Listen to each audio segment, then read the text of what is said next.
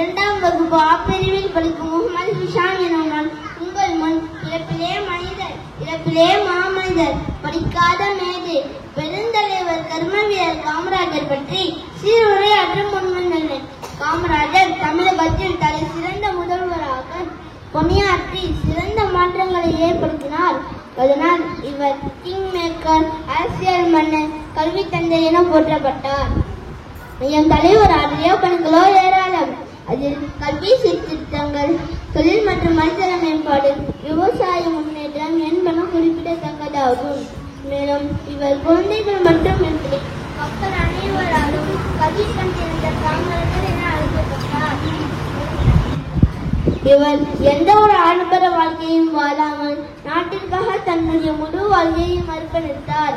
அதன் பலன் என் தலைவர் இறப்பின் பின்னர் இந்திய அரசின் மிக உயரிய விருதான பாரத ரத்னா விருதை பெற்று சரித்திரம் படைத்தார்.